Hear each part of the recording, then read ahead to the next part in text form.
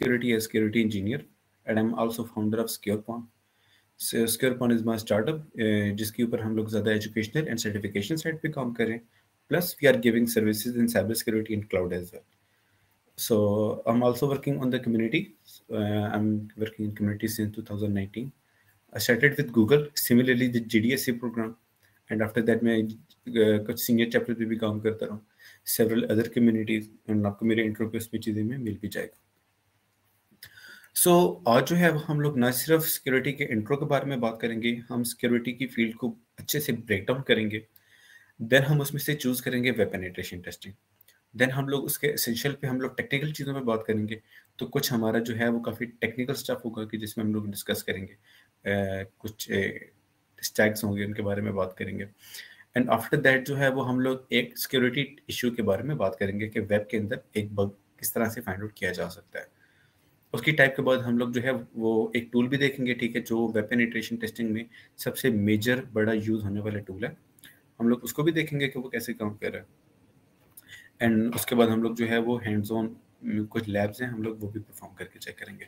तो I will guide you कि उन लैब्स का आपको कैसे एक्सेस करना है, आप लोगों को वो कैसे यूज करना है आपको, उन that's free of cost. Okay, so starting with cyber security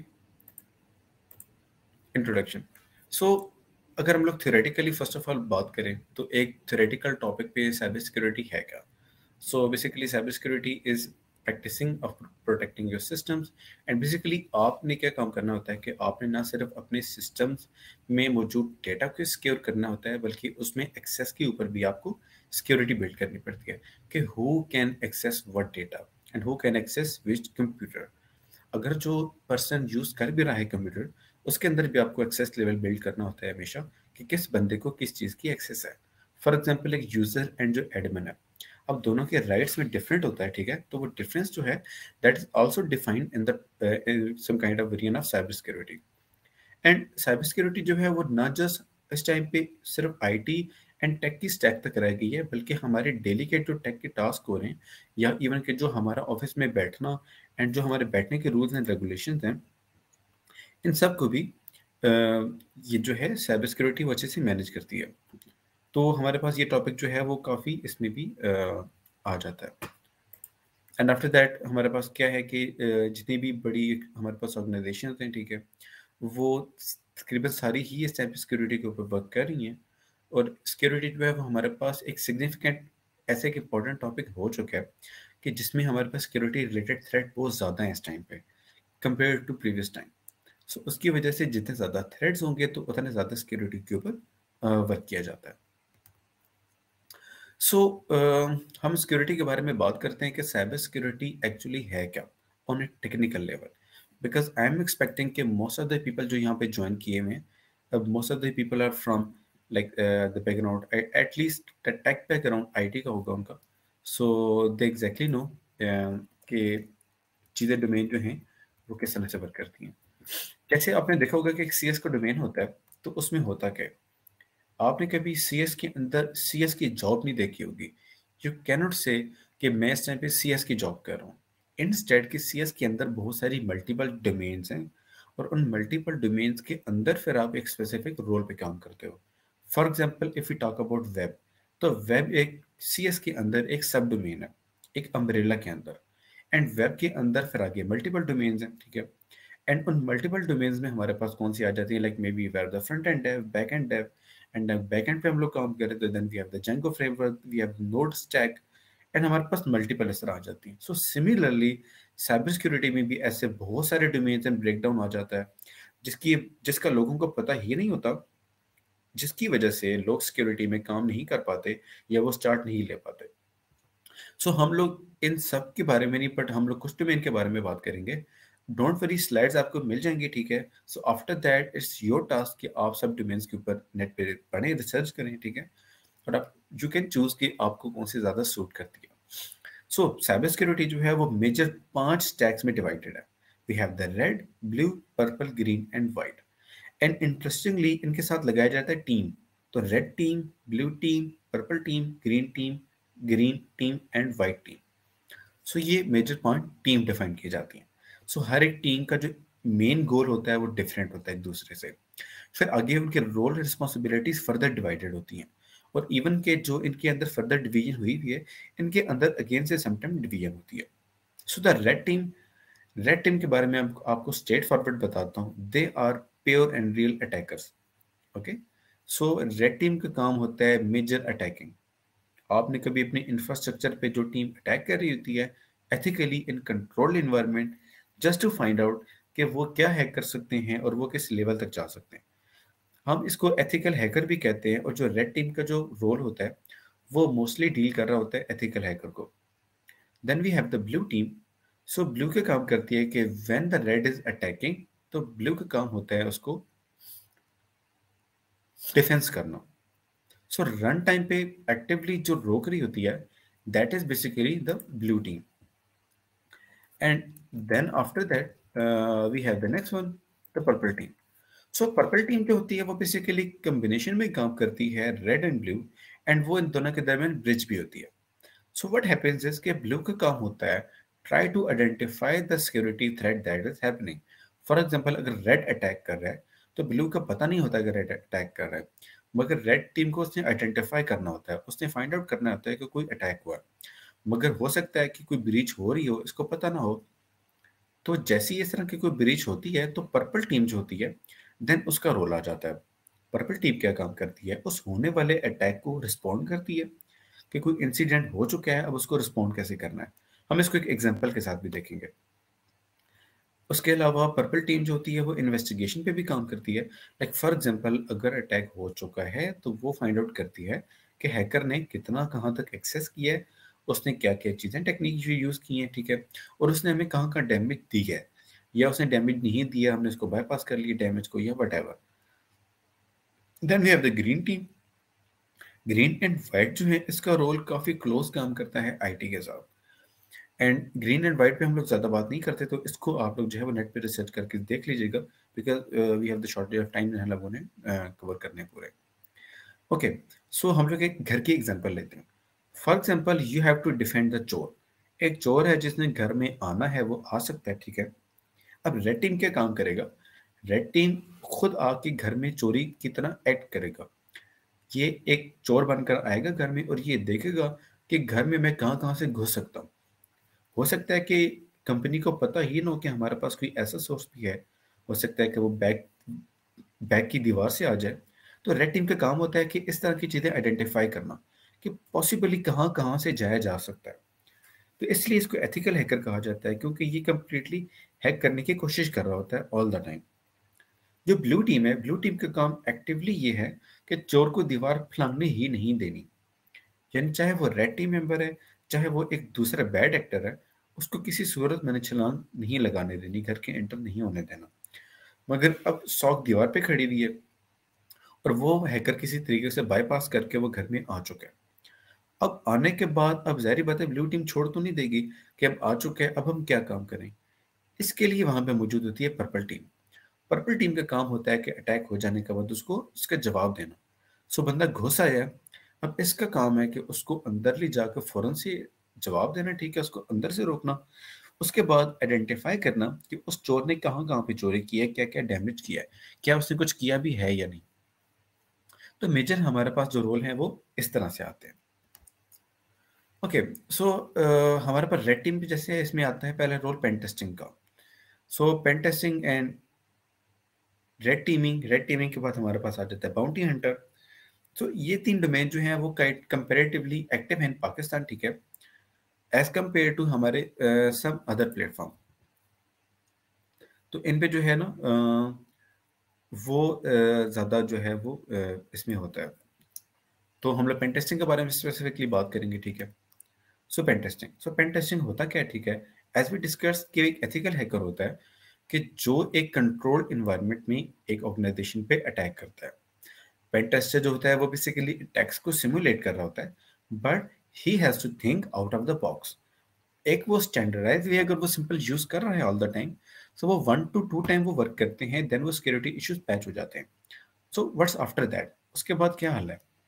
उसके बाद यही है कि पेन टेस्टर को दोबारा से कोई नया वे निकालना होता है। तो वो जो नया वे उसने आइडेंटिफाई करना है, उस चक्कर में क्या होता है कि इसको हमेशा नई से नई चीज़ों को स्टडी करना होता है और न्यू से न्यू टेक्निक्स पे काम करना होता है, ताकि एक जो है वो ऑर्गेनाइजेशन पे अच्छे से काम कर सके। एंड पेन टेस्टिंग होती कैसे है? बेसिकली आपने क्या करना होता है कि you have to find the vulnerabilities. So what is the vulnerability? Vulnerability एक ऐसा इशू होता है, ठीक है, एक सॉफ्टवेयर के अंदर, आर्किटेक्चर के अंदर, ये कहीं पे भी, जिसका इम्पैक्ट उसकी सिक्योरिटी के ऊपर होता है। फॉर एग्जाम्पल, आपने कोई वेबसाइट से निकाला है बग, एंड वो बग जो है वो उसके फ्रंट एंड को सही तरह से काम नहीं कर रहा।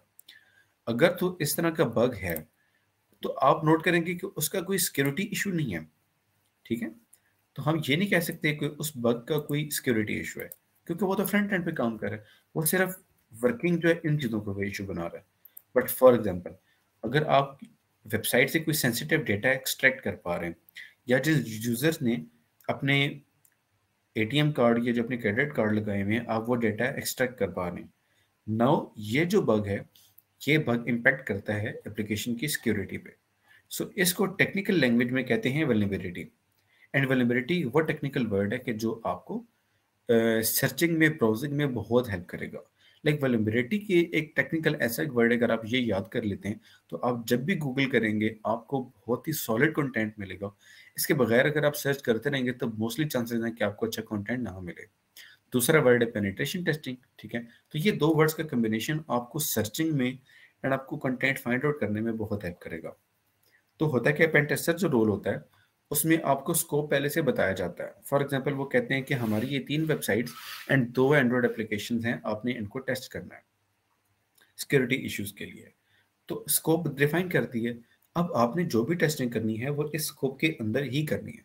अगर कंपनी का कोई और एसेट है तो आप उसको टेस्ट कर जाते हो, या आप उस पर कोई अटैक लॉन्च कर देते हो, तो वो उसके लिए आप फिर जवाबदेह होते हो, ठीक है। मतलब ये आपका मेन इसमें होता है।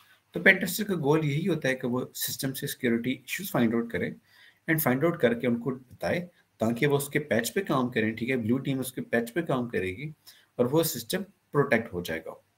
एटलीस्ट जो नॉन सिक्योरिटी इश्यूज हैं उनके लिए ये जरूर प्रोटेक्ट हो जाएगा। अच्छा, अब देखिए, हम देख सकते हैं कि पेन टेस्टिंग के अंदर भी कितनी ज्यादा डोमेन्स हैं। अब मोस्ट ऑफ द टाइम क्या होता है कि जो ऑर्गेनाइजेशन होती है वो आपसे एक्सपेक्ट कर रही होती है कि अगर आप मीडियम लेवल पे हैं तो आपको एक से ज़्यादा टाइप्स आनी चाहिए। बट जूनियर लेवल पे होता है कि आप इनिशियली किसी एक टाइप को पढ़ते हो। तो हमारे पास मल्टीपल टाइप्स हैं। नेटवर्क पेन टेस्टिंग के हमारे पास मोबाइल ऐप में हमारे पास एंड्रॉयड एंड आईओएस दोनों आ जाती हैं। Then we have the web application, and web application के ऊपर आज हम लोग ज़्यादा बात करेंगे। Then we have the wireless penetration testing. Then we have the social engineering pen testing. Social engineering में क्या होता है कि आप नॉर्मली ऑर्गेनाइजेशन के सॉफ्ट एसेट पे काम करते हो। सॉफ्ट एसेट यानी वेबसाइट, डेटाबेस, एप्लीकेशन। मगर एक टाइम आता है कि कंपनी चाहती है कि उनके जो एम्प्लॉयज़ हैं उन पे भी टेस्टिंग की जाए। अगर आप एम्प्लॉयज़ पे ऑनलाइन टेस्टिंग कर रहे हैं, उनको फेक फिशिंग ईमेल भेज रहे हैं, उनको ईमेल के अंदर वायरसेस अटैच करके भेज रहे हैं, या उनको फेक पेजेस भेज रहे हैं, और आप देखते हैं कि क्या वो लॉग इन करते हैं या नहीं, या वो कैसे रिस्पॉन्ड करते हैं, आप उनसे कोई प्राइवेट इन्फॉर्मेशन ले लेते हैं, अगर आपको वो देते हैं या नहीं देते हैं ऑनलाइन, तो ये this is called social engineering. And जो फिजिकल पेनिट्रेशन टेस्टिंग होती है, उसमें क्या होता है कि आपको पेन टेस्टिंग जो एम्प्लॉयज़ की करनी है वो आप ऑर्गेनाइजेशन में फिजिकली जाके करते हो। अब आप चाहे कि एक एडमिनिस्ट्रेटर बन के जा रहे हो, एंड आपके पास फेक कार्ड है ऑफिस का, और आप वो दिखा के जा रहे हो, और आप एम्प्लॉयज़ को मैनिपुलेट कर रहे हो, या आपने जिस तरीके से भी करना है, बट आपने एम्प्लॉयज़ को जाके फिजिकली टेस्ट करना होता है, ठीक है। देन क्लाउड पेन टेस्टिंग, जिसपे करंट भी इंटरनेशनली एंड फ्यूचर में भी काफ़ी स्कोप है, ठीक है। देन आईओटी भी काफ़ी ग्रो कर रही है इस टाइम पे। So those are main different जो है वो डोमेन्स हैं। तो you will get the slides. तो आप इन सब पे रिसर्च भी कर सकते हैं सारी डोमेन्स के ऊपर, अगर आप चाहें, जिससे आपको एक वाइड स्कोप का आइडिया हो जाएगा कि what fits you the best. Okay, so we will try to get deeper into the web application pen testing today, and we will try to get the hands on। तो हम कोशिश करेंगे कि हम थोड़ा सा इसको जल्दी एंड अप करें, ताकि हम लोग जो है वो जल्दी हैंड्स ऑन की तरफ जाएं।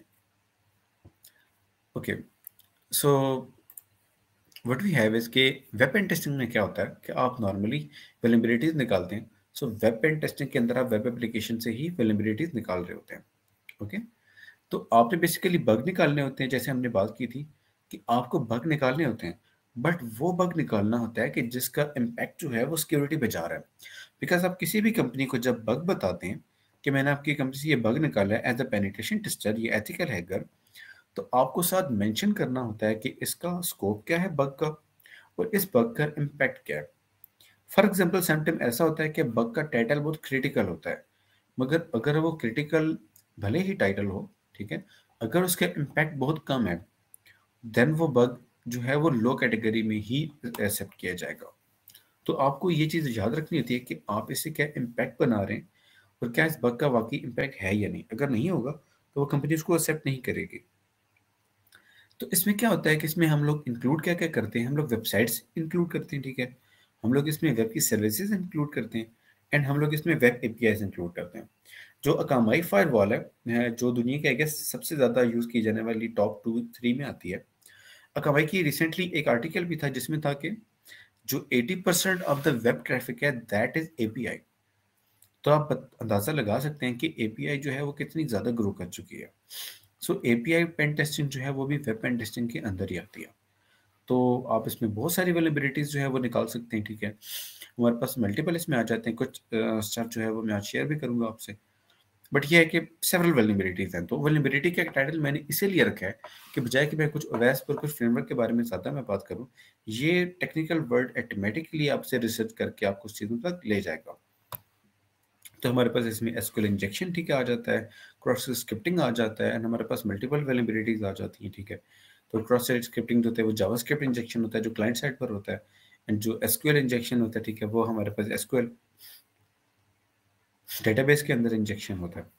तो हमारे पास इसमें पेन टेस्टिंग जो होती है, वैसे मोस्टली पेन टेस्टिंग होती है वो ब्लैक बॉक्स टेस्टिंग होती है।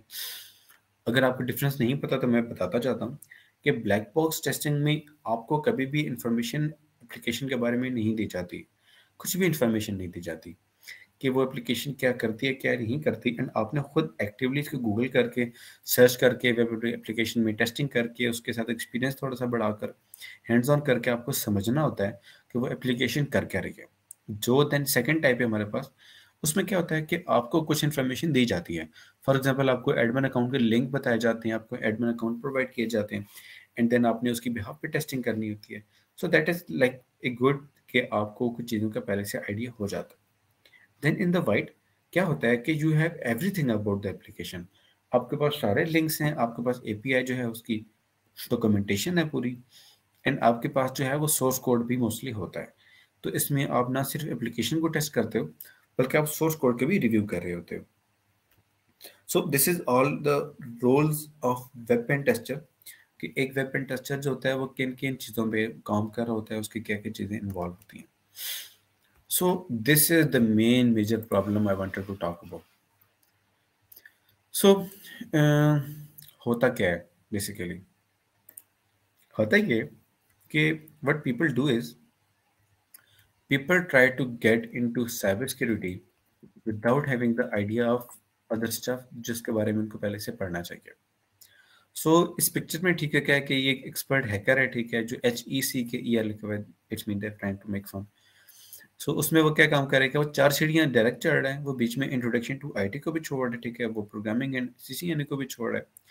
He is also living the infrastructures and configurations, and in सब को छोड़कर वो डायरेक्ट सिक्योरिटी पे जंप कर रहा है। तो आप डायरेक्ट जब 4 सीढ़ियाँ चढ़ने की कोशिश करते हो तो आप चढ़ नहीं पाते, ठीक है? तो मुश्किल होती है आप लोगों को। तो यही प्रॉब्लम है कि आई सिक्योरिटी के अंदर लोग मोस्टली कामयाब क्यों नहीं हो पाते? बिकॉज़ उनको जो है वो मेजर स्टेप जो इनिशियल होते हैं, वो छोड़ जाते हैं। सो जब वो चीज़ें स्किप कर जाते हैं तो उनमें सिक्योरिटी पे प्रॉब्लम आता है। लिहाजा इसके लिए जो चीज़ ज़रूरी है कि at least you should have an idea कि एप्लीकेशन ये सारी चीज़ें काम कैसे करती हैं। तो आज हम लोग इनके बारे में थोड़ा बहुत तो पढ़ेंगे भी कि एक पेन टेस्टर पर्सपेक्टिव से आप लोगों को क्या चीज़ें पता होनी चाहिए, और कुछ के बारे में हम लोग टेक्निकली बात भी करेंगे। सो एक पेनिट्रेशन टेस्टिंग लाइफ साइकिल होता है, ठीक है, उसके मल्टीपल फेजेस होते हैं, ठीक है। तो हम लोग किल चेन की हम लोग टेक्निकल लेवल पे नहीं जाएंगे, बट हम लोग एक जेनेरिक लेवल पे जो है एक पेन टेस्टिंग लाइफ साइकिल देखते हैं कि नॉर्मली एक पेन टेस्टिंग का लाइफ साइकिल क्या होता है। सो आप एक चीज सोचो कि आपको एक वेबसाइट में देता हूँ example.com। Now you know nothing about example.com। तो मैं आपको देता हूँ, ठीक है, तो अब आप इसकी पेन टेस्टिंग कैसे करेंगे? पेन टेस्टिंग नॉर्मल जैसे सॉफ्टवेयर की टेस्टिंग होती है, ये भी वैसी ही तकरीबन होती है। बस क्या होता है कि आपको सिक्योरिटी के इम्पैक्ट फाइंड आउट करने होते हैं, आपने वो बग फोकस करने होते हैं। तो हम लोग पहले स्टेप पे क्या करेंगे, हम लोग एग्जाम्पल.com के बारे में पहले तो प्लानिंग बनाएंगे कि हमने क्या क्या चीज़ें करनी है जब हम लोग टेस्ट करेंगे, तो हम लोगों ने इसको कैसे लेके चलना है। And then I will try to get as much as information about it from the internet. इसमें क्या होता है कि हम लोग नेट से इसको सर्च करेंगे, इसको स्टडी करेंगे, ठीक है, इसके बारे में फर्दर पढ़ेंगे, रिव्यूज़ पढ़ेंगे, तो हमें आइडिया होगा कि ये वेबसाइट करती क्या है। देन क्या होगा कि हम लोग बहुत सारे टूल्स जो हैं वो यूज़ करेंगे कि अब हमें आइडिया तो हो गया है, अब हम देखते हैं कि ये वेबसाइट बिहेव कैसे करती है। सो हम इससे क्या रिक्वेस्ट करते हैं, ये हमें क्या रिस्पॉन्ड करती है, हम कुछ अनएक्सपेक्टेड इससे चीज़ पूछते हैं, तो क्या ये उस पे कैसा रिस्पॉन्ड करती है, क्या ये करती भी है या नहीं। अगर ये फायरवॉल और सिक्योरिटी वेल कॉन्फ़िगर्ड है, तो हमारा कुछ अगर कुछ क्रिटिकल चीज़ या कोई सेंसिटिव या कोई मलिशियस चीज़ अगर हम लोग डालते हैं, तो उस पे कैसा रिस्पॉन्ड कर रही है। तो इस फेज़ में सेकंड फेज़ में क्या होता है कि आपको वो सारी चीज़ें आइडेंटिफ़ाई हो जाती हैं। जब आपको सारी चीज़ें आइडेंटिफ़ाई हो गई हैं, आपके पास एक खेलने का मैदान बन चुका है कि आपने अब कहाँ पे अटैक करना है और आपने कहाँ पे खेलना है। सरफेस सरफेस एरिया पता लग जाने के बाद आप अटैक सरफेस पे अटैकिंग शुरू कर देते हो। सो आपको पता होता है कि आपने किस जगह पर, किस पॉइंट पे कौन-सी वल्नरेबिलिटी को टेस्ट करना है एंड कौन से सिक्योरिटी इश्यूज़ फाइंड आउट करने हैं वहाँ से। देन वंस अगर आपके पास इश्यूज आ जाते हैं, ठीक है, you find out the bugs and आपको कुछ क्रिटिकल बग्स निकलते हैं, ठीक है, you get the access to the system.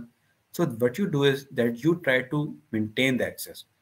सो आप कोशिश करते हैं कि मैं जो हूँ वो इवन के इंटरनली मैं उसको टेस्ट करने की कोशिश करूँ, ये मैं देखूँ कि मैं इसके आगे कहाँ तक जा सकता हूँ। बग एक्सप्लॉइट करने से हम कहाँ कहाँ तक उसका इम्पैक्ट बना सकते हैं। देन क्या होता है कि हम उसका एनालिसिस करते हैं, ठीक है, सब को वैलिडेट करते हैं, और हम लोग जो है वो उसके बाद उसकी सिक्योरिटी के ऊपर वर्क करते हैं। सॉरी, समटाइम ये होता है कि जो कंपनीज होती हैं उनकी अपनी टीम्स होती हैं, ठीक है, कि जो उसकी सिक्योरिटी के ऊपर वर्क कर रही होती हैं। एंड समटाइम क्या होता है कि जो लाइक थर्ड पार्टी या आपके पास जो ब्लू टीम्स होती हैं, वो होती हैं कि जो इसकी सिक्योरिटी के ऊपर काम कर रही होती हैं। सो अब देन वो टेस्टिंग जब वो फेज हो जाता है, पैचिंग हो चुकी है, अब देन आप उसको रीवैलिडेट करते हैं, आप एक दोबारा से टेस्ट रन करते हैं और आप वैलिडेट करते हैं कि जो जो आपने इश्यूज निकाले थे क्या वो अभी भी मौजूद हैं या वो पैच हो चुके हैं। सो अभी आपको एक आइडिया हो रहा होगा कि पेन टेस्टिंग में होता क्या है और आपका लाइफ साइकिल काम कैसे करता है। ठीक है, तो ये एक जेनेरिक रूल्स ऐसे हैं कि जो हर पेन टेस्टर जो है वो इस फ्रेमवर्क को फॉलो करता है। ओके, सो अब हम लोग जो है वो थोड़ा सा टेक साइड पर आते हैं। सो एक एग्जांपल है कि अब हम लोगों ने टेस्टिंग करनी है एक वेबसाइट की जिसका ना हमें सोर्स कोड पता है, ना सेराफाइल पता है, वो किसने बनाई, किस प्लेटफॉर्म पे बनाई, किस फ्रेमवर्क पे बनाई हुई है, कोई पता नहीं, कोई कुछ भी नहीं। तो आप कैसे फाइंड आउट करोगे, वेबसाइट का बिहेवियर कैसे निकालोगे? Definitely by searching it. आप वेबसाइट को डिफरेंट एंगल से सर्च करोगे, आप उसका बिहेवियर देखोगे। सो व्हाट हैपेंस इज कि आप जब वेबसाइट को टेस्ट कर रहे होते हो, अपने लिहाज से उसका बिहेवियर देख रहे होते हो, so you are mainly communicating with the website, और आपको वेबसाइट की इंटरनल लैंग्वेज भी समझ आनी चाहिए, स्पेशली कि वो कैसे कम्युनिकेट कर रही है और हम जो चीज़ पूछ रहे हैं उसका वो एग्जैक्टली कैसे रिस्पॉन्ड कर रही है। So for that purpose communication becomes very important, जिसमें क्या है कि आपको कम्युनिकेशन को देखना पड़ता है कि वो कैसे काम कर रही है। That is done by the networking concepts. तो हम लोग थोड़ा टेक्निकली उनका बेसिक लेवल पे लेकर चलते हैं, ठीक है, इनिशियली। सो हम लोग पहले पढ़ते हैं टीसीपी आईपी मॉडल। तो टीसीपी आईपी मॉडल होता क्या है बेसिकली? टीसीपी आईपी मॉडल एक पूरा एक फ्रेमवर्क है, ठीक है, कि जो रियल लाइफ एप्लीकेशन में यूज़ होता है।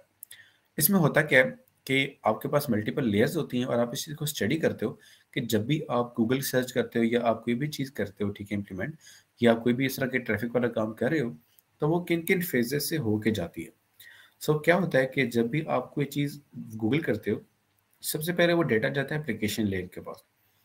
एप्लीकेशन लेयर उसके ऊपर अपनी फंक्शनैलिटीज़ परफॉर्म करती है और एप्लीकेशन लेयर ट्रांसफ़र करती है इसको ट्रांसपोर्ट लेयर पे। ट्रांसपोर्ट लेयर को कुछ अपने एल्गोरिदम, कुछ अपनी फंक्शनैलिटीज़ होती हैं, वो इम्प्लीमेंट करती है, देन वो उसके बाद भेजती है इंटरनेट लेयर के पास। इंटरनेट लेयर अपनी कुछ चीज़ें परफॉर्म करती है एंड देन उसको वो इंटरफेस लेवल पे आके भेज देती है। सो क्या होता है कि इंटरफेस लेवल जो होता है वो आके इसको ट्रांसफ़र करता है वो ओवर द वायर। सो हम लोग प्रोटोकॉल के बारे में बात करते हैं। आई होप कि स्लाइड विजिबल होंगी आपको इनफ। अगर आपको ना भी विजिबल हो तो आई will share the slide through the team.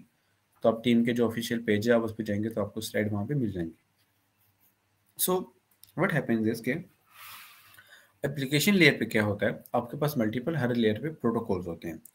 Protocol क्या काम करते हैं, प्रोटोकॉल का मकसद ये होता है कि जो भी डेटा ट्रैफिक चीज़ें जा रही हैं उसको एक स्पेसिफाइड पैटर्न और कुछ स्पेसिफिक रूल्स की बेसिस पर जाकर जो है वो करना है। ठीक है, इससे क्या होता है कि आपको एग्जैक्टली पता होता है कि आपके किस लेयर के ऊपर जो है आपने कौन सा प्रोटोकॉल भेजा है। ठीक है, आपने किस टाइप का डेटा भेजा है, वो जो डेटा की जो टाइप होती है वो डिफाइन करती है प्रोटोकॉल।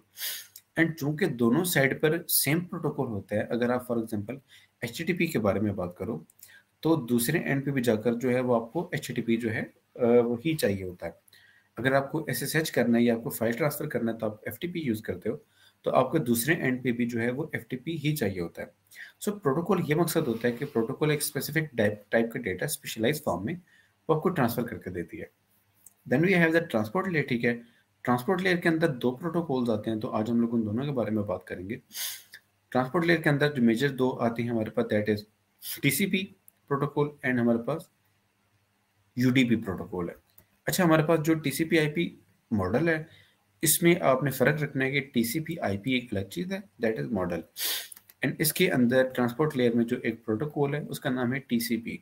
ठीक है, तो आपने फर्क रखना है। ठीक है, तो यूडीपी एंड टीसीपी इनके बारे में हम लोग ज़्यादा बात करेंगे। देन इंटरनेट लेयर एंड जो दूसरी एक्सेस लेयर होती है। ठीक है, तो हम लोग इंटरफेस अपना फिजिकल लेयर के बारे में हम लोग नहीं पढ़ेंगे, तो that becomes a very different topic. Okay, so TCP versus UDP, पहले हम लोग इसके बारे में बात करते हैं। सो टीसीपी और यूडीपी में होता क्या है, तो यूडीपी के बारे में आपको पहले बताऊंगा। सो what happens in UDP is कि आप जब भी कोई डेटा सेंड करते हैं, ठीक है, फ्रॉम क्लाइंट टू सर्वर या फ्रॉम सेंटर टू रिसीवर के बारे में बात करते हैं, तो इट वर्क्स के लाइक जैसे आपने कोई पत्थर उठाया और आपने वो फेंक दिया। अब वो पत्थर चाहे वो उस बंदे तक पहुंचा है या नहीं पहुंचा, या उस ऑब्जेक्ट पर पहुंचा है नहीं पहुंचा, you don't know about it. Even कि उसको भी नहीं पता होता कि जो उसने मुझे डेटा भेजा है, ठीक है, तो क्या उसको पता भी है कि ये मुझे पहुंचा है या नहीं। सो सिंपली व्हाट हैपेंस के you just throw the data, अगर उसको रिसीव हो जाता है, ठीक है, तो द सर्वर में रिस्पॉन्ड अकॉर्डिंगली। हो सकता है कि वो रिस्पॉन्ड ना करे, बट प्रोबेबिलिटी है कि the server is going to respond अगर उसमें कोई रिस्पॉन्स है। ठीक है, तो आपको यूडीपी समझ आ गया कि यूडीपी सिंपली थ्रोज डेटा। इसकी सबसे बड़ी एग्जांपल है कॉल्स। जब भी आप इंटरनेट पे कॉल्स कर रहे होते हैं तो आपके बीच का डेटा थोड़ा सा रह जाता है, अगर कॉल पे या इंटरनेट थोड़ा सा ट्रैफिक डिस्टर्ब होता है तो आपको वो डेटा सुनाई नहीं देता दोबारा। जो बीच में कॉल रह गई है वो रह गई है, तो वो इस प्रोटोकॉल के थ्रू होती है। तो यूडीपी क्या काम करता है कि जहाँ पे कॉल का कनेक्शन एरर आता है, ठीक है, वहाँ पे पैकेट ड्रॉप कर देता है। जो पैकेट ड्रॉप हो गए वो गए, अब वो वापस नहीं आ सकते। Meanwhile in the TCP what happens in TCP है कि टीसीपी सबसे पहले तो जिसके साथ डेटा भेजना है उसके साथ थ्री वे हैंडशेक करता है।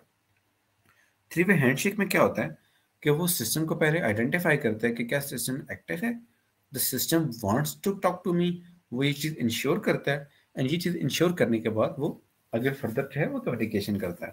एंड इंटरेस्टिंगली कि आप जो जो स्टेप उसके साथ कम्युनिकेशन कर रहे होते हो वो उन सारे स्टेप्स को जो है वो हैंडल करता है कि फॉर एग्जांपल उसने डेटा भेजा है तो क्या वो पहुंचा है या नहीं, वो उस चीज़ को वैलिडेट करेगा प्रॉपर। ठीक है, और अगर डेटा नहीं पहुंचा, वैलिडेट नहीं हो पाता, तो वो डेटा दोबारा भेजेगा। अगर डेटा रिसीव नहीं हुआ, ठीक है, वो वेट कर रहा है, तो वो दोबारा से वैलिडेट करेगा सिस्टम से, और वो डेटा जो है वो वापस दोबारा से सिस्टम को भेजा जाएगा।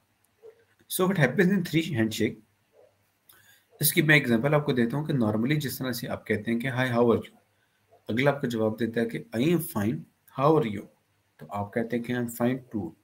सिमिलरली अगर मैं आपके साथ थ्री वे हैंडशेक टीसीपी का करना चाह रहा हूँ, तो सबसे पहले मैं एक पैकेट भेजूंगा एक रैंडम वैल्यू के साथ। तो रैंडम वैल्यू में क्या होता है कि वो एक सिस्टम एल्गोरिथम की बेस पर एक लंबी सी रैंडम वैल्यू भेजती है, जिसमें 1 2 कैरेक्टर, मतलब सॉरी 1 2 जो हमारे पास वैल्यूज होती हैं, numeric values.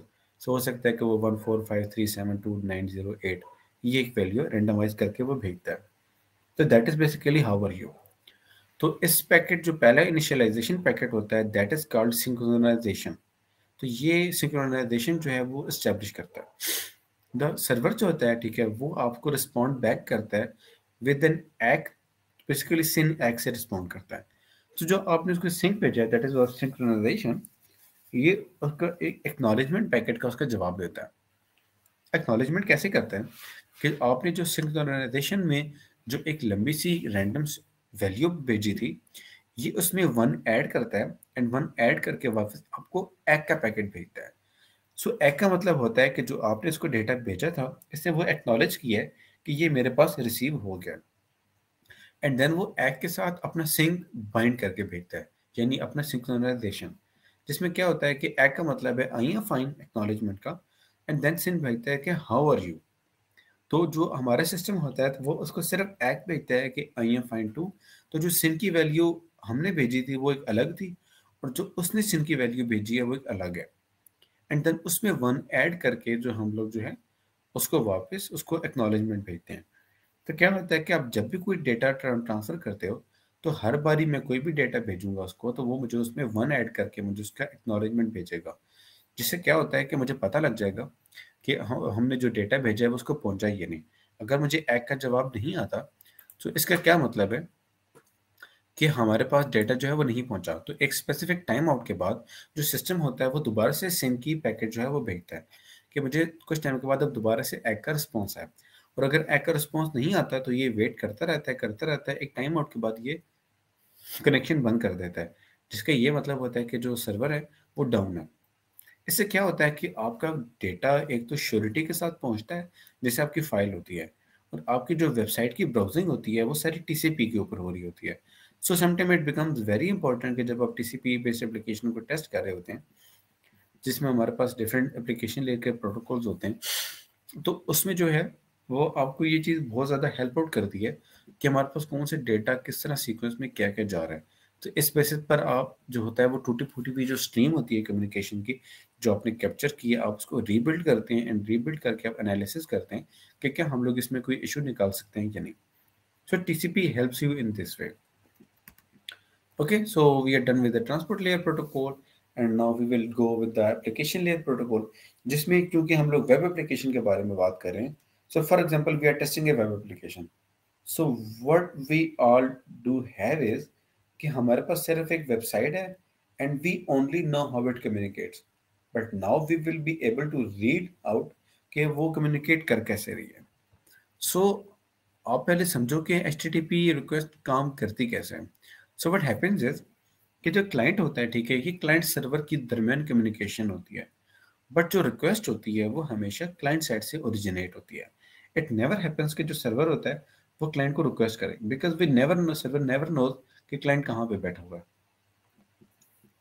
So what happens is के इस क्लाइंट जो होता है वो हमेशा रिक्वेस्ट करता है, सर्वर जो होता है वो रिक्वेस्ट को रीड करता है, रीड करके वो जो डेटा उसमें रिक्वायर्ड है या जो उसने रिक्वेस्ट की है उसको इम्प्लीमेंट करता है, इम्प्लीमेंट करके रिस्पॉन्स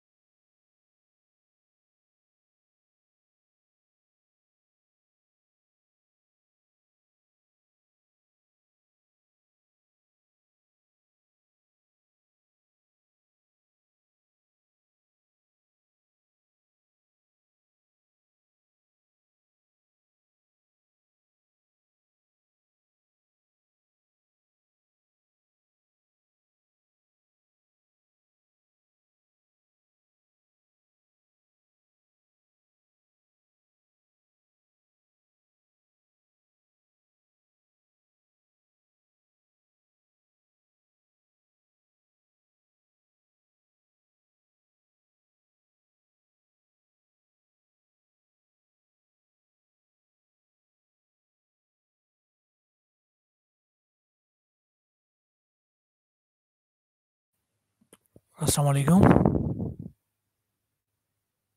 लीड से आप में से किसी ने रूम क्रिएट किया है? नहीं नहीं, मैंने तो नहीं क्रिएट किया, मैंने वही देखा मेरा भी रिडायरेक्ट हो गया। हाँ, किसी लीड ने शायद किया होगा, क्योंकि एक्सेस तो और लोगों के पास नहीं है। ओके गाइस, शायद लीव द रूम मुझसे एंड बाहर आ जाएं सब रूम से।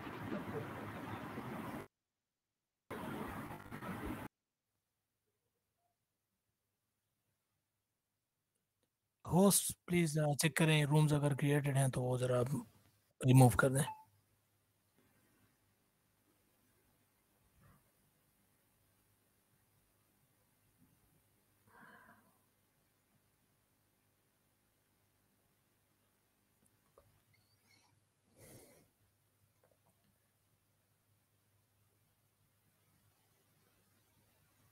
जैन भाई, आर यू हियर? जी जी, हम here। काइंडली आप ज़रा स्क्रीन भी शेयर कर दें फिर से।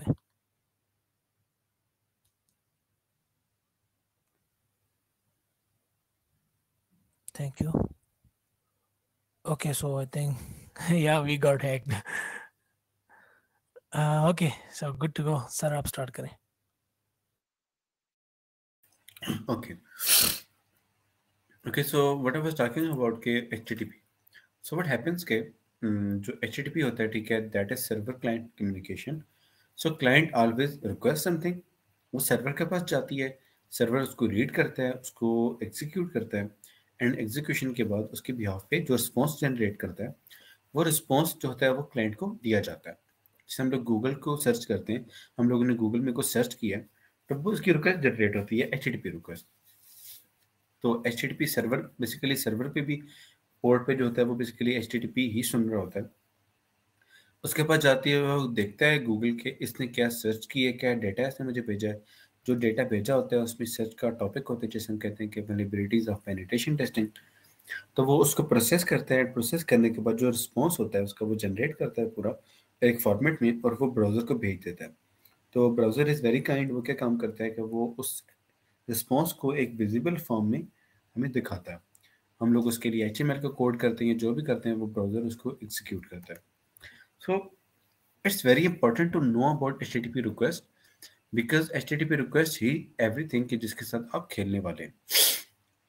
Whenever you are working with the application pen testing, ठीक है, so you are always working with the HTTP request 101%।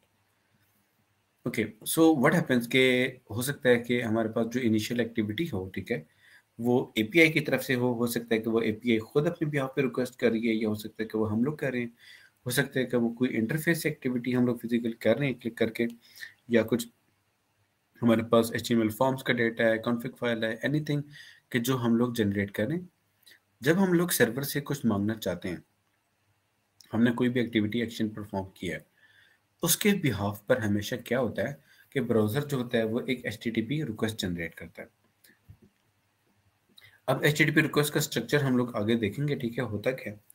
तो HTTP रिक्वेस्ट का जो स्ट्रक्चर बनता है हमारे पास, वो आगे देन बाइनरी फ्रेमिंग में कन्वर्ट होता है, देन वो सर्वर के पास जाता है, एंड सर्वर जो होता है वो HTTP रिक्वेस्ट बनाता है उसकी, एंड अगेन से उसको रीड करता है, उसमें से डेटा एक्सट्रैक्ट करता है, एंड देन उसको वो एग्जीक्यूट करता है। ओके, सो HTTP रिक्वेस्ट का एक स्ट्रक्चर क्या होता है। सो व्हाट हैपेंस इज के जो हमेशा पहली लाइन होती है HTTP रिक्वेस्ट की, उसमें हमारे पास रिक्वेस्ट एंड पॉइंट होता है, एंड हमारे पास रिक्वेस्ट टाइप होती है। सो रिक्वेस्ट टाइप में हमारे पास क्या आ जाता है, हम लोग आगे सारी टाइप्स के बारे में पढ़ेंगे, और हम लोग 3 से 4 टाइप्स के बारे में बात भी करेंगे, ठीक है। तो हमारे पास जिस तरह से जो पहला वर्ड है इसमें, ठीक है, GET, ये हमारे पास बेसिकली इसका एक टाइप है। So there are post type, get, post, put, several types. Then we have the end point, जैसे हम लोग google.com/abc/def अगर हम लोग सर्च करते हैं, सो ऐसे ही यहाँ पे जो एंड पॉइंट है वो /doc/test.html हम लोगों ने सर्च किया हुआ है। सो यहाँ पे एंड पॉइंट आ जाता है उसका, वेबसाइट नहीं, सिर्फ एंड पॉइंट। देन उसके बाद हमारे पास HTTP/ उसका वेरिएंट आ जाता है। सो आजकल जो वेरिएंट ज़्यादा चल रहा है दैट इज 2.0, ठीक है, बट स्टिल बहुत सारी ऐसी वेबसाइट्स कंपनीज हैं कि जो अभी तक 1.1 को यूज़ कर रही हैं। देन हमारे पास होस्ट आ जाता है। होस्ट बेसिकली क्या होता है कि होस्ट आपका सर्वर होता है। फॉर एग्जांपल यहाँ पे गूगल होता तो यहाँ लिखा होता है google.com, अगर यूट्यूब है तो लिखा होता है youtube.com, अगर कोई आईपी एड्रेस बेस्ड है तो उसकी जगह वहाँ पे आईपी एड्रेस लिखा हुआ होता है. So this is how it works. Then we have the other part. ठीक है, तो अदर पार्ट में क्या होता है कि वो रिक्वेस्ट हेडर्स होते हैं.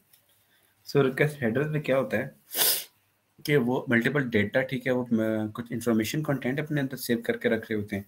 तो आप जब HTTP रिक्वेस्ट को आप डीपली जब पढ़ोगे तो आपका ऑटोमेटिकली जो है वो हेडर्स का कॉन्सेप्ट समझ आना शुरू हो जाएगा, क्योंकि इस पर काफ़ी ज़्यादा वो बात हो जाएगी. देन आफ्टर क्या होता है कि जब हेडर्स पूरे हो जाते हैं तो हेडर के बाद एक एम्प्टी स्पेस होती है. सो वो जो ब्रेक लाइन स्पेस होती है उससे क्या होता है कि उससे पता लगता है कि यहाँ पे हेडर्स खत्म हो रहे हैं.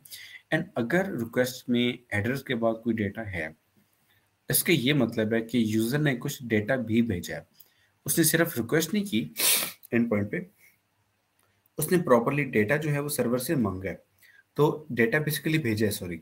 तो वो जो डेटा भेजा है हो सकता है कि वो किस एंड पॉइंट पे उसने भेजा है. तो हो सकता है कि वो उसमें यूजर नेम पासवर्ड उसने भेजा हो ताकि मुझे ऑथेंटिकेट करे server.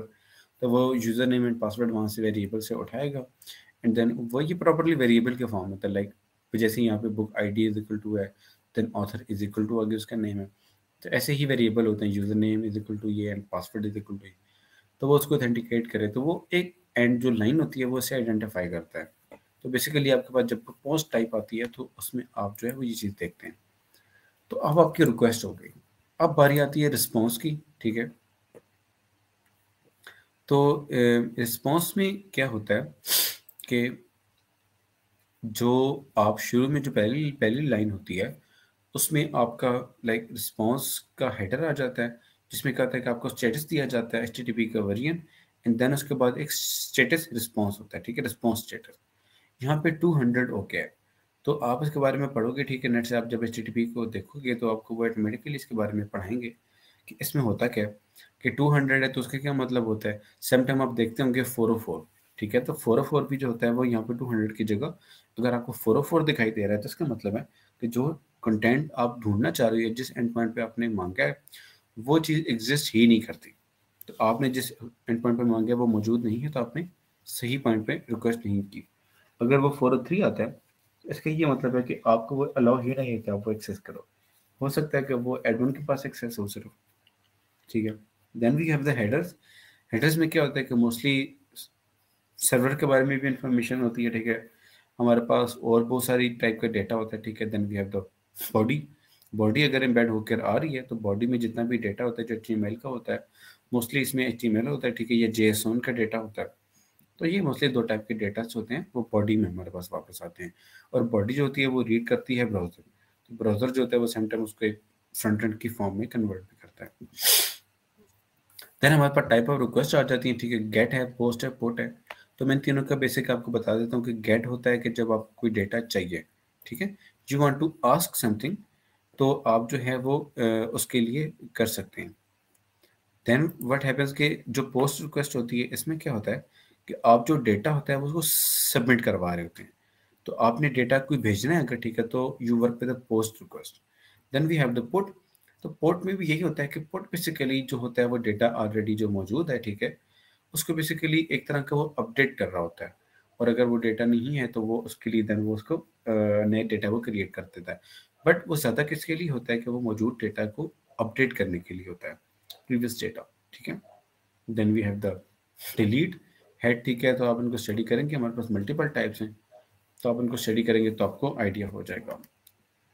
So okay, now we are done with the basics. तो हमें आइडिया हो गया कि एक वेब वर्क कैसे करती है, उसकी बेसिक एसेंशियल क्या है. हम लोगों ने TCP UDP को पढ़ा है थोड़ा सा, हम लोगों ने HTTP को स्टडी किया है कि HTTP का स्ट्रक्चर जो है वो हमारे पास कैसा होता है एंड हमें क्या क्या चीज़ें उसमें रिक्वायर होती हैं. जैन भाई, जी जी. आप काइंडली मुझे अपना फेसबुक का जरा लिंक दे, मैं आपको हैक कर रहा हूँ, वो भी मैंने सीख लिया.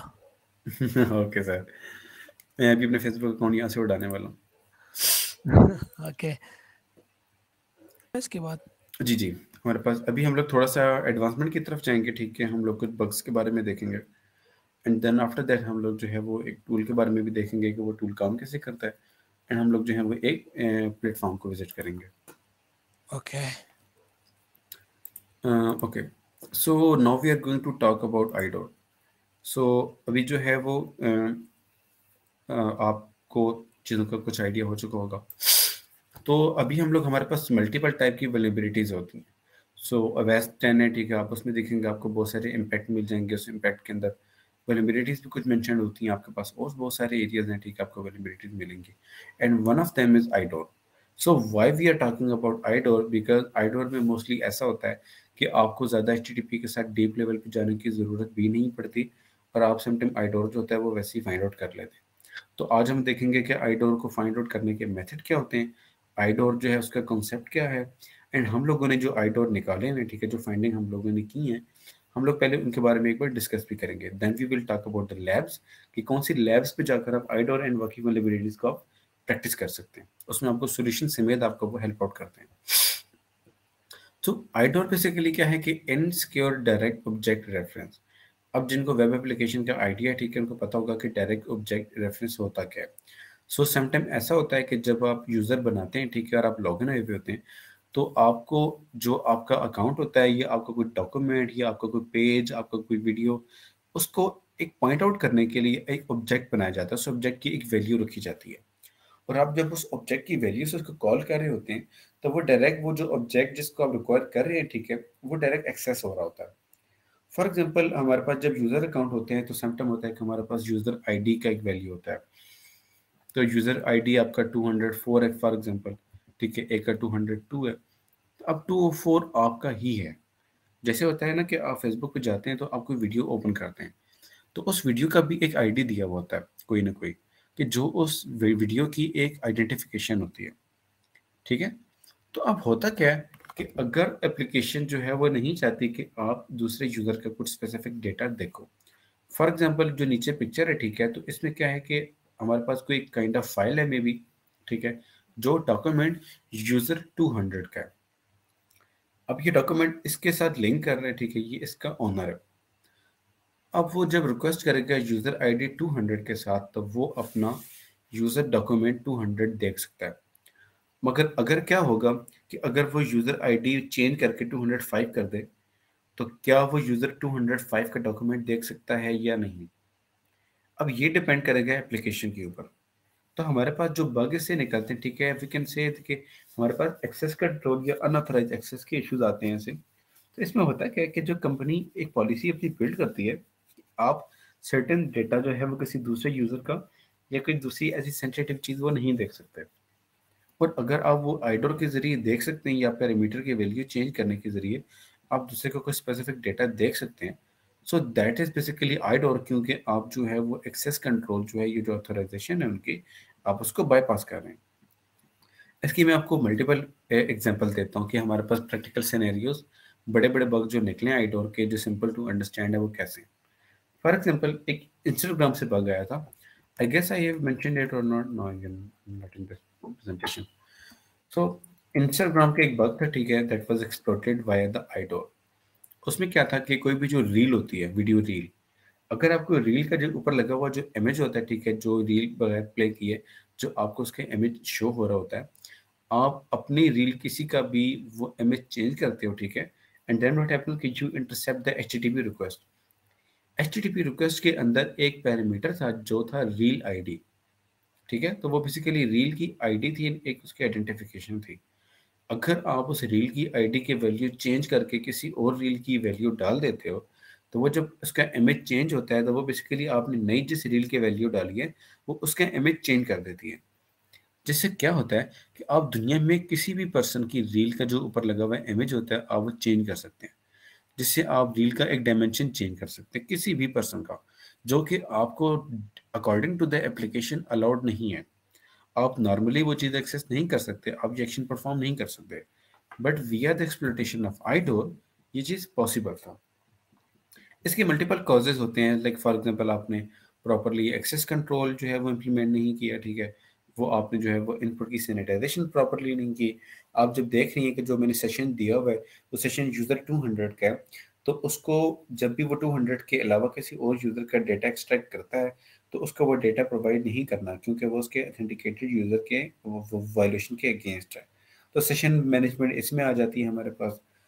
तो इस तरह की चीज़ों को आपको उसमें मैनेज करना होता है। सो हमारे पास ये एक कॉमन एग्जांपल है, ठीक है, एचटीटीपी रिक्वेस्ट की, जिसमें क्या है कि वो बेसिकली गेट रिक्वेस्ट कर रहे हैं, ठीक है, from the web goat, and इसके अंदर वो आईडोर से जो है, आईडोर का एक वैल्यू यहाँ पे दिया हुआ है।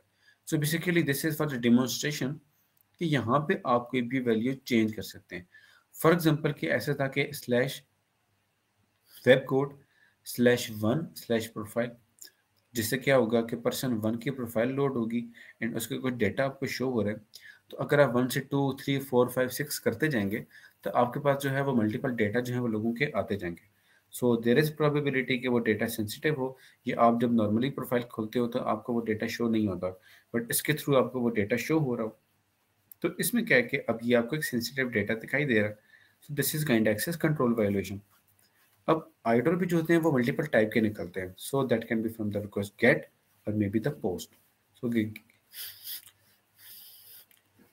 रिक्वेस्ट का जो आइडर होता है उसका इम्पैक्ट क्या होता है कि वो डेटा फैच कर रहा होता है किसी दूसरे यूजर का।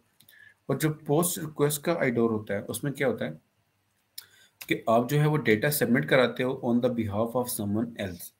सो ये गेट एंड उसके आइडर में फर्क आ जाता है। ओके, सो मैं आपको रियल लाइफ एग्जांपल देता हूँ कि हम लोगों ने जो है वो आइडोर के बग निकाले थे और वो हम लोगों ने कैसे बग निकाले थे। ये सबसे इंटरेस्टिंग बग था हमारा कि जो काफ़ी लाइक एक वियर्ड के उसमें था, काफ़ी अजीब सा जो था वो प्रॉब्लम था इसमें।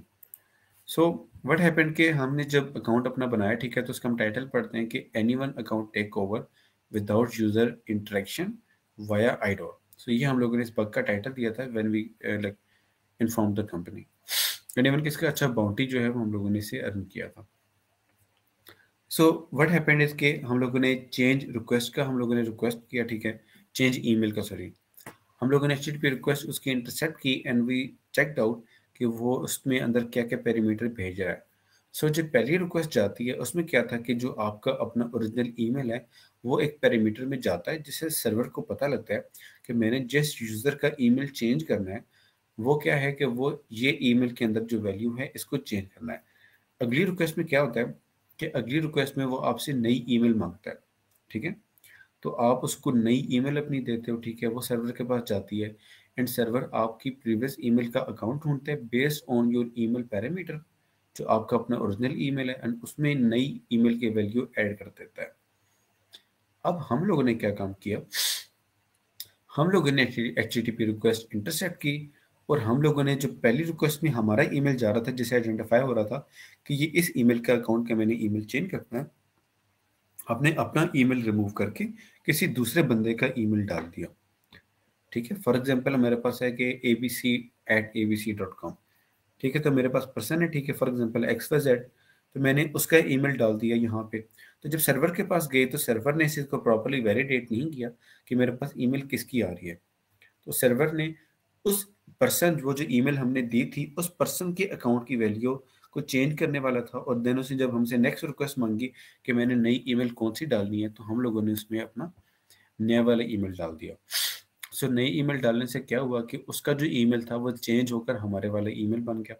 तो जब हमारा ईमेल बन गया तो हमने जब अकाउंट खोलने की कोशिश की तो हमें पासवर्ड नहीं पता था, हमने फॉरगेट पासवर्ड किया, उसका लिंक हमारे ईमेल में आया, और हम लोगों ने जब रीसेट किया तो अकाउंट उसका और ईमेल और पासवर्ड हमारा, जिससे क्या होता है कि उसका पूरा का पूरा अकाउंट जो होता है वो टेक ओवर हो जाता है और हमारे पास परमानेंट एक्सेस हो जाती है विदाउट एनी यूजर इंटरेक्शन। तो उस कंपनी में आप किसी का भी अकाउंट ऐसे चाहो तो आप हैक कर सकते हो।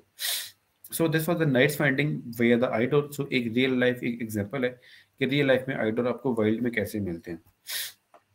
देन वी हैव अनदर आइडोर, ठीक है, जो क्या था कि सेंसिटिव डेटा एक्सपोजर था विया द आइडोर, ठीक है। ओके, सो इसमें बेसिकली क्या था कि जब आप अकाउंट क्रिएट करते हो तो आपके पास मल्टीपल फॉर्म्स आते हैं, आप पहले कुछ डेटा ऐड करते हो, देन आप नेक्स्ट फॉर्म में जाते हो, आप उसमें डेटा ऐड करते हो, नेक्स्ट फॉर्म में आप जाते हो, उसमें आप डेटा ऐड करते हो। सो क्या था कि आप जब एक अगले फॉर्म में जाते हो उसमें क्या था कि आपने उसका अपना पर्सनल फ़ोन नंबर, ठीक है, आपके कुछ और एक्स्ट्रा ईमेल्स, आपके क्रेडिट कार्ड नंबर एंड आपकी इस तरह की सेंसिटिव इन्फॉर्मेशन ली जाती है। वो लेने के बाद आप नेक्स्ट पेज पे जाते हो, ठीक है। उसके बाद अगर आप प्रीवियस डेटा व्यू करना चाहते हो तो आप बैक का बटन दबाते हो, ऊपर ऑप्शन होता था, तो आप बैक पे आते हो तो आपको प्रीवियस का डेटा दिखाई दे रहा होता है। Now what we did it कि हम लोगों ने जो पैरामीटर में यूजर आईडी की वैल्यू थी हम लोगों ने वो चेंज कर दी। तो हम लोग बैक की तरफ गए, प्लस हम लोगों ने यूज़र वैल्यू चेंज की, तो बजाय कि वो हमारे क्रेडिट कार्ड की इंफॉर्मेशन दिखाता सारी, उसने जो यूज़र आईडी ऊपर हम लोगों ने चेंज की थी, वो उस यूज़र का डेटा जो है वो क्रेडिट कार्ड इंफॉर्मेशन उसने हमें शो कराना शुरू कर दिया। इससे क्या हुआ कि हम जिस भी यूज़र का चाहें उसके सारे क्रेडिट कार्ड इंफॉर्मेशन ले सकते हैं, and we can make transaction on the behalf of that person just because of the vulnerability in the application.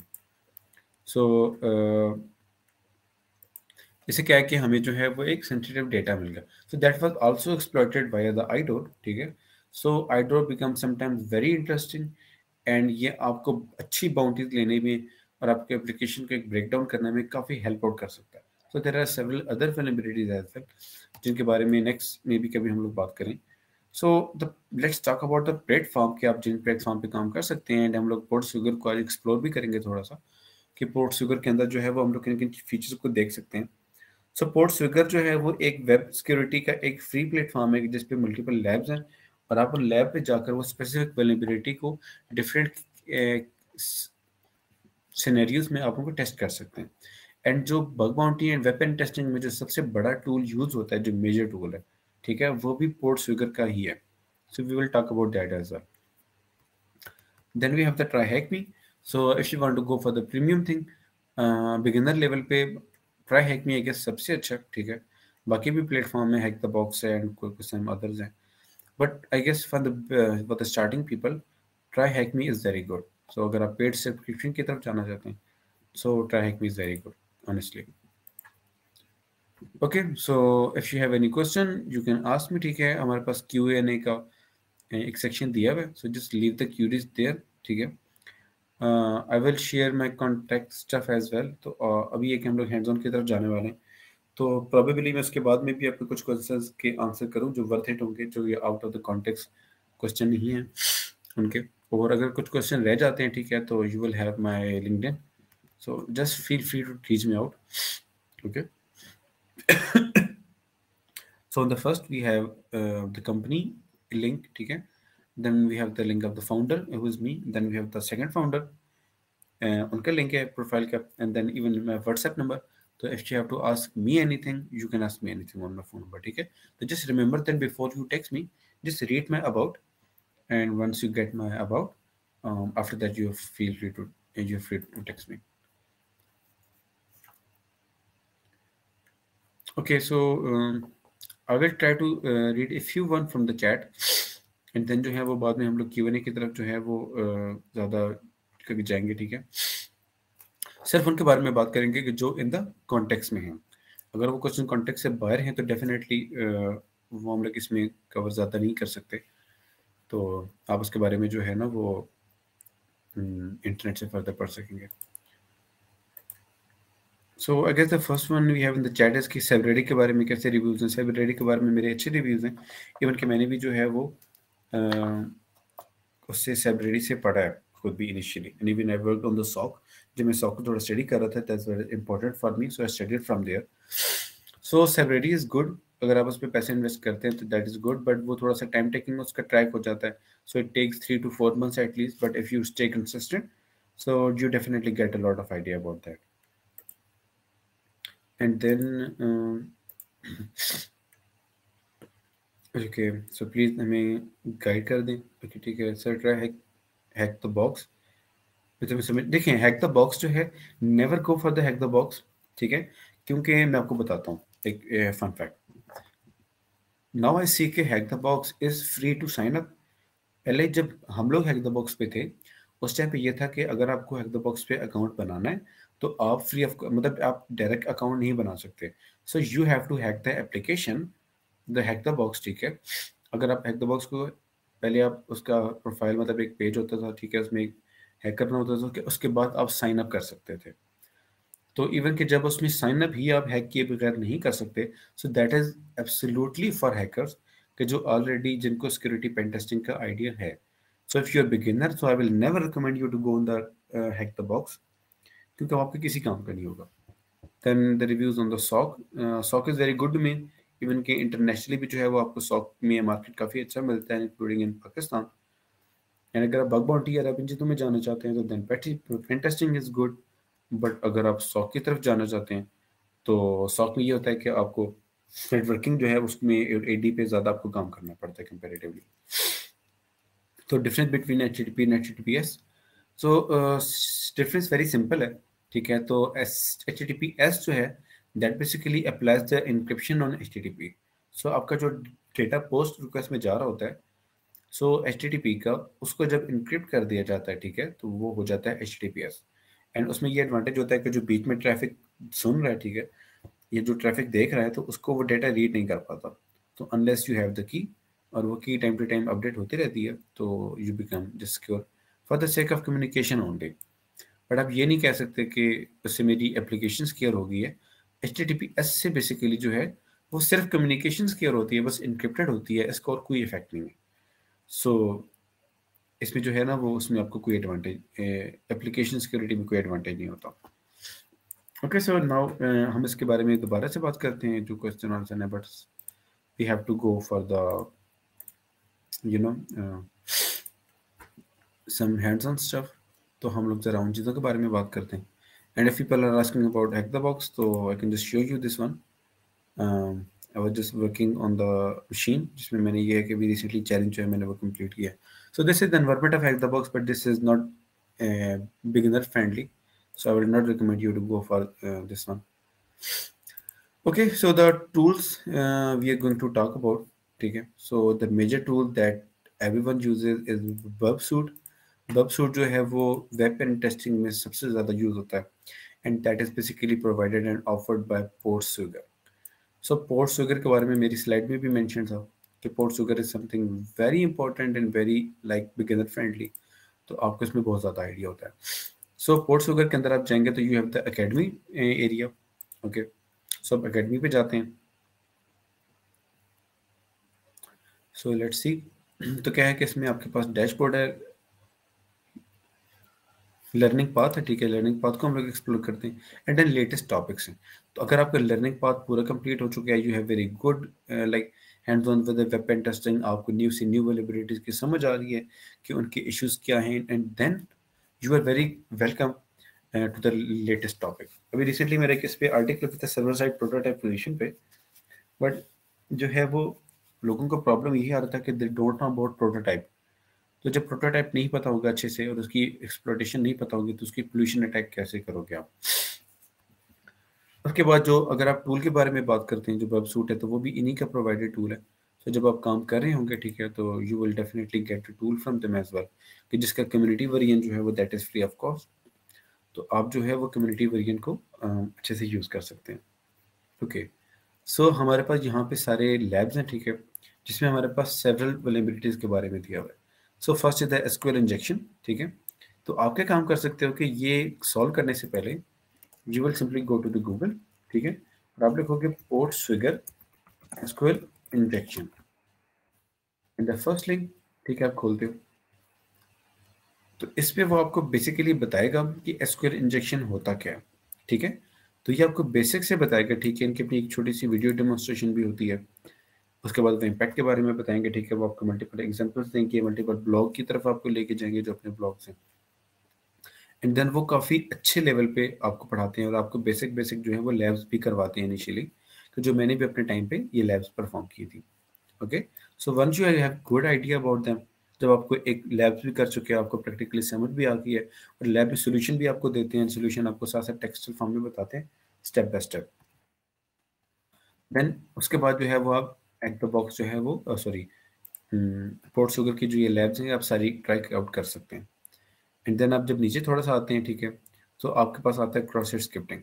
Similarly जैसे हम लोगों ने एसक्यूएल इंजेक्शन को पढ़ा, तो आप ऐसी क्रॉस साइट स्क्रिप्टिंग को भी पढ़ोगे, ठीक है। And even if you want to search for the IDOR, I guess इनका आईडोर के ऊपर शायद नहीं है।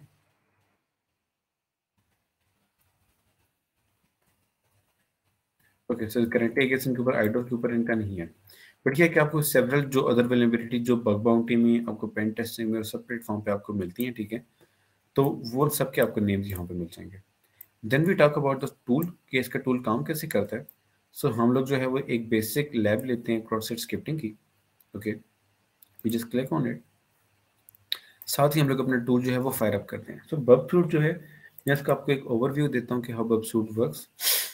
आप जो है वो इसका कम्युनिटी वेरिएंट जो है वो आप ट्राई आउट करेंगे, ठीक है। Community variant is free of cost, बस उसमें कुछ फीचर्स नहीं है, बट जो मेजर एक पेन टेस्टर को फीचर चाहिए एक अच्छे पेन टेस्टर को, वो सारे के सारे जो हैं आपको इस पे मिल जाते हैं। सो यूजुअली क्या होता है कि आपके पास ये कम्युनिटी वेरिएंट में एरिया नहीं होता, you just have access to the temporary project, so we will even go for the temporary one.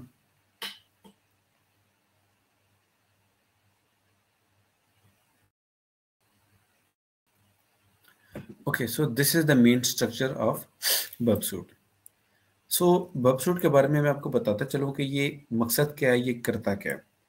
So Bubsuit basically कैसे काम करता है कि आपकी जो HTTP रिक्वेस्ट जो आप सबमिट कराते हो, उसका आप पहले Bubsuit के एक सर्टिफिकेट ब्राउजर में इंस्टॉल करते हैं, जिससे एक ब्राउजर के साथ एग्रीमेंट होता है कि ये जो सर्टिफिकेट है इसकी हेल्प से Bubsuit आपकी अनइनक्रिप्टेड ट्रैफिक देख सकता है।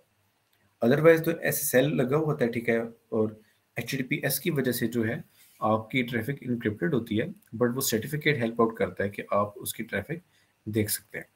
आप चाहो तो आप सिर्फ व्यू भी कर सकते हो, और आप चाहो तो आप इंटरसेप्ट भी कर सकते हो। फॉर एग्जाम्पल अगर मैं इसका अपना बिल्ट इन ब्राउजर खोलता हूँ जिसमें पहले से सर्टिफिकेट इंस्टॉल्ड होता है, okay, so we have this one. So now this is intercept is off, intercept is on. So intercept आपको पता है कि वर्ड का मतलब क्या होता है कि किसी चीज को रास्ते में रोक लेना। अगर मैंने इंटरसेप्ट ऑफ किया हुआ है and I search like google.com,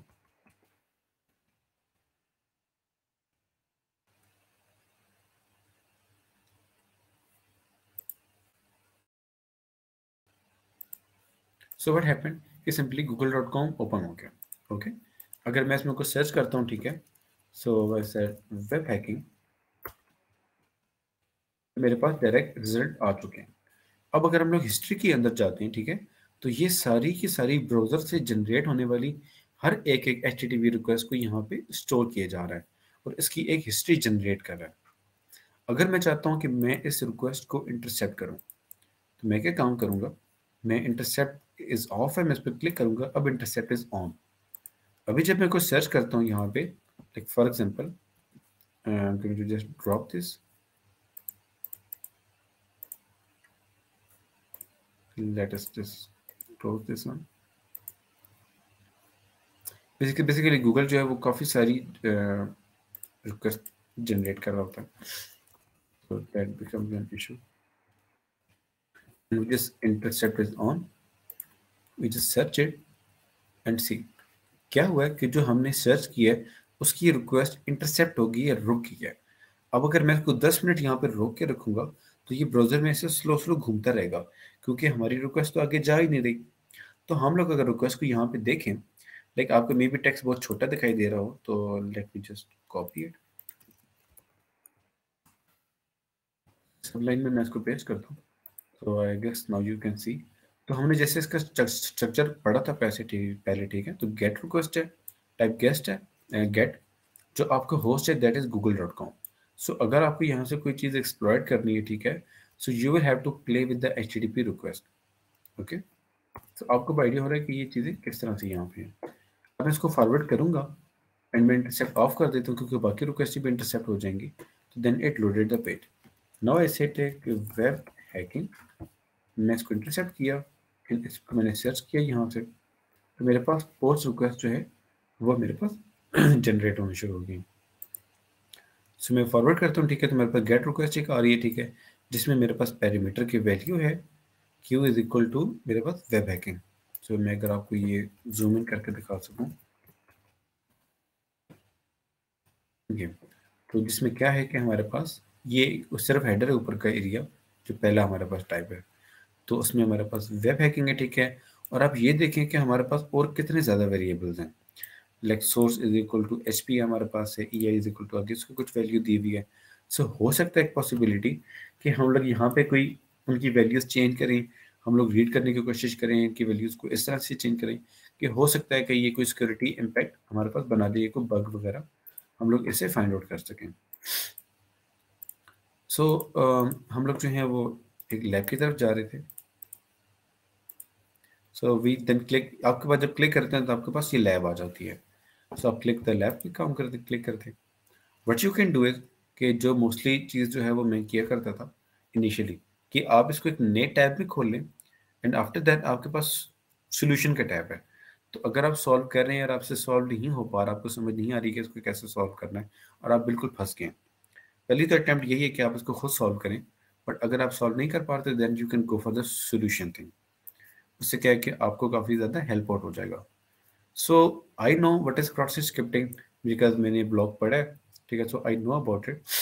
so what I will do is के I will just search for it that ABCD, for example.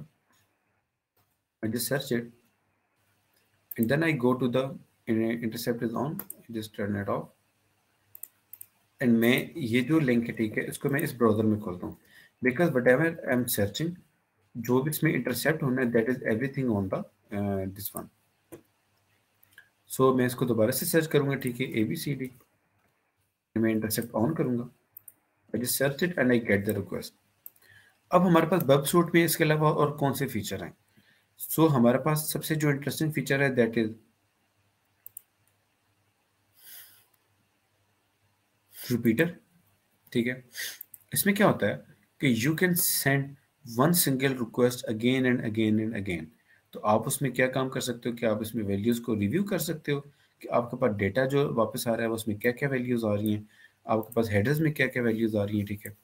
अब फॉर एग्जांपल मेरे पास ये है ABCD, so I want to look कि क्या मेरे पास ABCD जो है वो रिस्पॉन्स में आ रहा है या नहीं।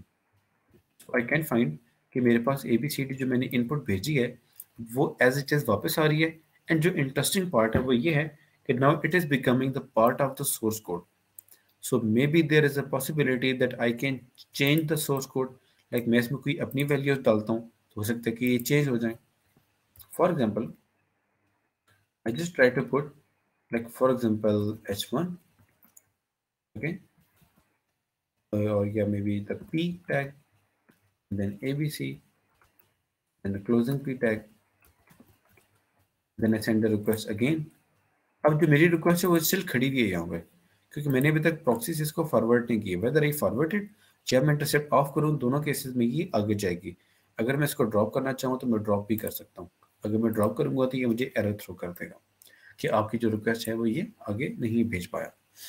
So for the moment I just turn off the intercept ताकि ब्राउजर से कोई और रिक्वेस्ट जाए तो वो मुझे इरिटेट ना करे।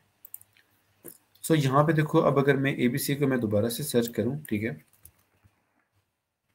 तो आई सी कि जो मेरे पास इनपुट थी, ठीक है, जो एज इट इज P के टैग थे वो P के टैग भी यहाँ पे आ रहे हैं, बट इंटरेस्टिंगली वो हाईलाइटेड हैं जैसे कि वो सोर्स कोड है। So what can possibly happen is कि अगर यहाँ पे मैं कोई ऐसा जावास्क्रिप्ट एग्जीक्यूट करना चाहूँ कि जो यहाँ पे वर्क कर जाए, फॉर एग्जाम्पल मैं SVG का ट्राई करता हूँ टैग और मैं उसके थ्रू एक जावास्क्रिप्ट का एक फंक्शन कॉल करने की कोशिश करता हूँ। Then I try to look कि क्या वो मेरे पास एज इट इज फॉर्म में आया है या नहीं। तो आई सी कि ये एक HTML फॉर्म में आया। नाउ मैं चाहता हूँ कि जो मैंने यहाँ पे वैल्यू रिक्वेस्ट डाली है अब मैं अगेन से एक रिक्वेस्ट जनरेट करूँगा एंड देन मैं अगेन से उसमें वैल्यू डालूंगा। So what can we do is कि हम लोग यहाँ से डायरेक्ट जो है उसको रिक्वेस्ट कर सकते हैं कि जो हमारे पास एक सेशन जो हम लोगों ने यहाँ पे रिक्वेस्ट क्रिएट की हुई है, यही रिक्वेस्ट मुझे जो है वो आप ब्राउजर में दिखाओ। तो अगर मैं यही रिक्वेस्ट जो है यहाँ ब्राउजर में डालता हूँ तो व्हाट विल हैपन कि मैंने alert1 कॉल किया था एंड हमारे पास alert1 कॉल हो चुका है। तो अगर आप देखो यहाँ पे कोई वैल्यू नहीं है। सो बेसिकली हो क्या रहा है कि अगर मैं यहाँ पे इसको इंस्पेक्ट एलिमेंट करके देखना चाहूँ कि यहाँ पे हो क्या रहा है, so I can clearly see कि हमारे पास जो है वो जावास्क्रिप्ट यहाँ पे एग्जीक्यूट हो रहा है। अगर मैं यहाँ पे इसकी वैल्यू कर देता हूँ 2 मैं इसको रिक्वेस्ट करता हूँ, ठीक है, I still see the value same और मैं देखना चाहता हूँ कि क्या मेरे पास जो है वो ये चीज़ इस तरीके से वर्क की है या नहीं। सो मैं अगेन से किसी पे जाऊँगा, ठीक है, request in browser, original session है, मैं उसको मैं कॉपी करूँगा, just paste the link and जो इस रिक्वेस्ट का रिस्पॉन्स है वो मेरे पास आ जाएगा। अब हम देख सकते हैं कि अलर्ट में हमारे पास 1-2 आ रहा है। So this is how Burp Suite and the PortSwigger helps you, ठीक है। तो आपको जो है वो बहुत सारी लैब्स में जो है वो इस तरह से हेल्प आउट करता है। जब सॉल्व हो जाती है तो ये देखें लिखा आगे कि the lab is solve and congratulation you solve a lab. इससे क्या होगा कि आप अपने प्रोफाइल के ऊपर अगर आप इसको शेयर कर रहे हैं तो आपको उस एंड पे भी काफ़ी ज़्यादा जो है वो बेनिफिट मिलता है। लाइक कंपनीज होती हैं वो आपकी रिव्यू करती हैं कि आप पोर्टसुगर सॉल्व कर रहे हो, अगर आपने बहुत ज़्यादा सॉल्व किया तो definitely you have so many idea about thing. और अगर हम लोग एक्सरसाइज की बात करें, सो आप यहाँ पे देख सकते हैं कि कितनी ज़्यादा लैब्स हैं एक्सरसाइज के बारे में। सो क्रॉस सेट स्क्रिप्टिंग के ऊपर बहुत ज़्यादा लैब्स हैं, देन CSRF, एंड आपको इतने ज़्यादा इश्यूज मिलेंगे कि जिनके बारे में आपको आइडिया भी नहीं होगा। बट जस्ट मेक श्योर कि आप किसी भी टॉपिक पे पढ़ना चाहते हैं तो आप पहले इसको गूगल करें प्रॉपरली। फॉर एग्जाम्पल अगर वेब कैशे पॉइजनिंग है, मैं लिखूंगा पोर्ट शुगर, एंड देन जो है वो वेब कैशे पॉइजनिंग आगे वल्नरेबिलिटी का नेम, तो उसमें मुझे एक डेफिनेटली आर्टिकल मिलेगा कि जिसमें मुझे एसेंशियली बताया हुआ होगा कि पहले तो वेब कैशे क्या होती है, एंड देन उसको वेब कैशे को पॉइजन कैसे किया जाता है। ओके, सो आई होप कि this is at least helpful for you कि आपने जो है वो किस प्लेटफॉर्म से किस तरह से चीज़ें लर्न कर रही हैं। And if you want to download the web suite you can simply download web suite. ये आपको पोर्ट शुगर की साइट पे ही लेके जाएगा, बिकॉज पोर्ट शुगर का ही वेबसूट है, ठीक है। तो आप जो है वो कम्युनिटी वेरिएंट जो है वो आप डाउनलोड कर सकते हैं। उस कम्युनिटी वेरिएंट में कुछ रिस्ट्रिक्शंस हैं जो कि आपको जो है वो प्रीमियम में मिलती हैं, बट ऐसा सच कोई इतनी ज़्यादा नहीं है कि जो आप फ्री वेरिएंट में नहीं कर सकते। And I will also highly recommend you कि आप जो है वो वेबसूट का पहले प्रॉपरली एक बड़ा कोर्स करें, ठीक है, जिसमें क्या है कि आपको वो सारी चीज़ें वेबसूट के बारे में बताएगा। You can easily find out from the YouTube.